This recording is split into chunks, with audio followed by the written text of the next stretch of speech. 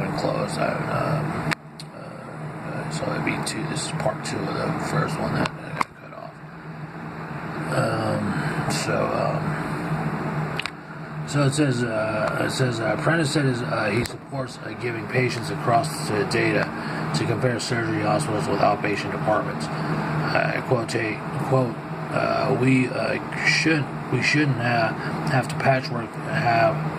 a patchwork system where one state asks for one thing and the other asks for others. Prentice said. Quotations. What consumers want is consistency. Medicare displays data on individual surgery centers, including how often they send a patient to the hospital.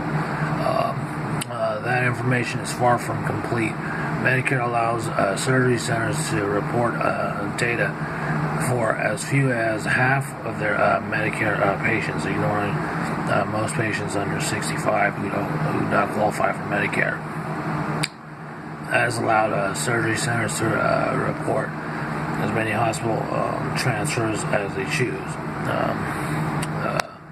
The data shows zero transfers in 2014 from Yorkville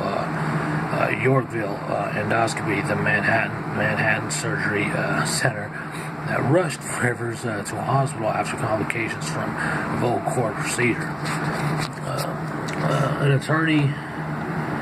An attorney for Yorkville Endoscopy said all transfers meeting government standards were reported.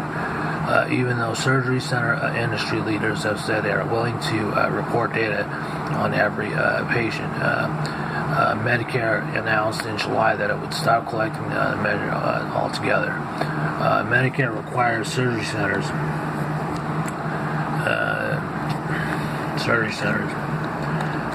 to track unusual events, analyze them, and try to learn from them. Says after 2 deaths and a close call after care at Canis Endoscopy Center, no outside official investigated whether patients remained at risk. Medicare spokesman Tony Salters confirmed that lacking a consumer complaint, no state or federal official conducted a special review. Says the families of the men who died alleged in lawsuits they were extremely high risk in the center given their underlying health problems. Watkins and her husband sued, alleging that she was at increased risk there. Also, because of underlying health issues, it says. The endoscopy center denied wrongdoing in the court filings, and the suit ended with a confidential settlement. Suzette Sigler, director of Canis, started the center, strives to provide the very best care possible.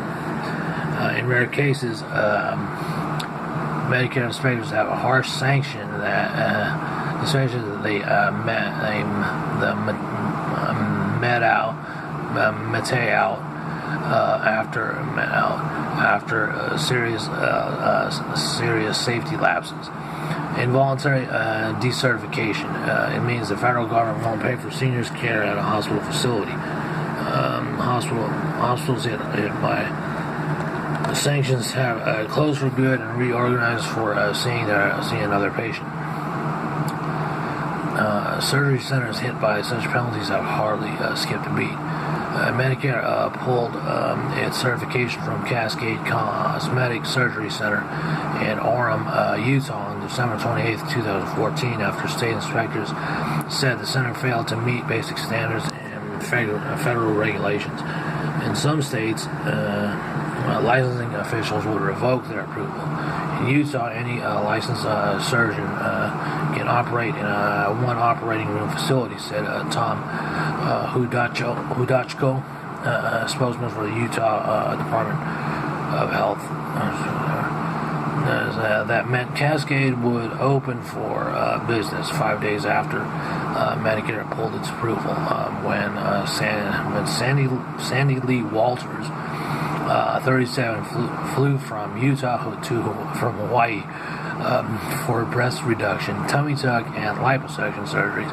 5 days later, Walters died after a blood clot lodged in her lung. Her autopsy report notes recent surgery as a significant contributing condition in her death. It says lawsuit filed by her family alleges that Walters was a high risk for a blood clot because of the air travel and the extent of the surgery. Yet she was not prescribed a clot busting medication. Cascade owner Trent Jones and his attorney did not return calls or emails seeking comment. In a lawsuit, Cascade and Jones denied the allegations, according to court records. It says Kaiser Health News is a non-profit editorial independent program from the Kaiser Family Foundation that is not affiliated with Kaiser Permanente. And another caption here says.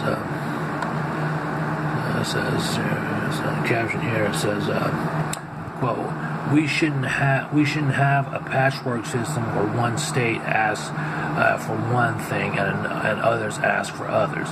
What consumers want is consistency. It's Bill Prentice, Ambulatory Surgery Center Association. So that's that article there. USA Today.